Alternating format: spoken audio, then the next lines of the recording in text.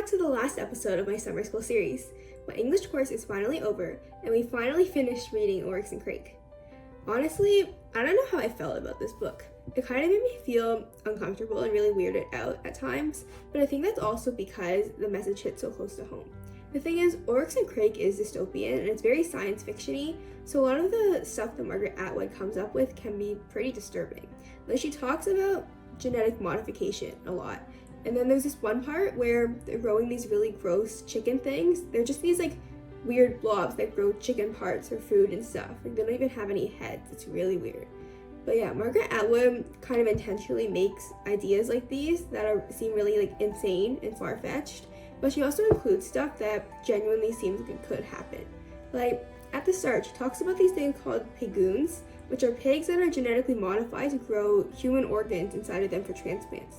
And I mean, she couldn't have known this, but in real life, scientists actually have managed now to create pig organs so that they won't be rejected when they're transplanted into humans' bodies. So yeah, it's kind of crazy how she was spot on with that prediction.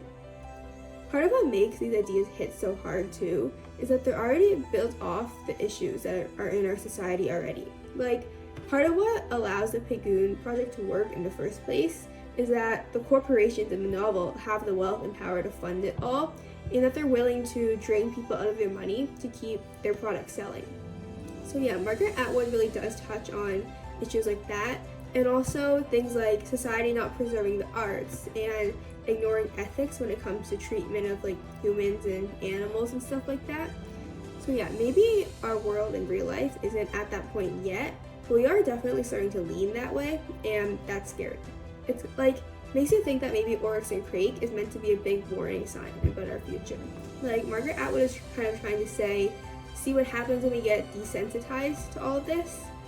But yeah, even now too, with like social media and all that stuff, we really do end up getting desensitized to things that are happening in the world. Like, we end up scrolling through TikTok the same way that Jimmy and Crake watch their TV channels. Like, we'll go from a hair tutorial to watching people starve and die, then some clip from a random movie, then onto a giant natural disaster or tragedy, then just some random drama that happened that week.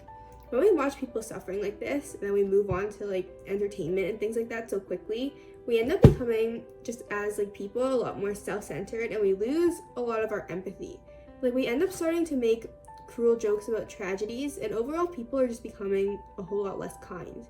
So yeah, I think that the way things are starting to go, living in a world that's like Oryx and Crake is starting to kind of seem more and more likely every day, but I do really hope we don't go there.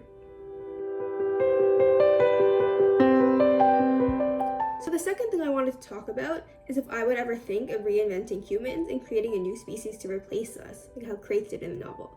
Actually, I should probably back that up a little bit. Basically, Crake is this kind of genius scientist character who's a friend of the main character, Jimmy, and he creates this new version of humans, but he gave them traits of all different animals so he could get rid of any problems with humans, like racism and class divisions and everything like that.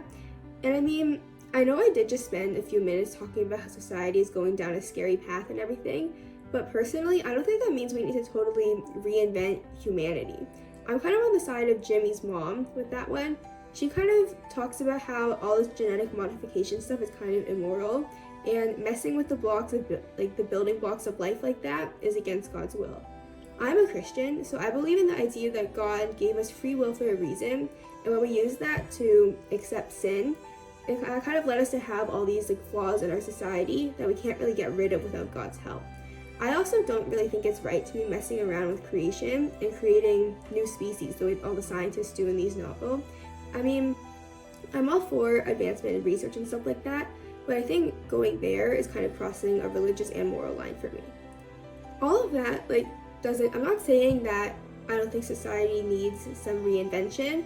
I just don't think that creating a whole new version of humans is the way to go about it. I think that instead, we should do our best to change ourselves and improve what we've already got. Take all the features that we think we would put into a new species, and then take it and try and change ourselves with it instead. We take care of what's in our own lives first.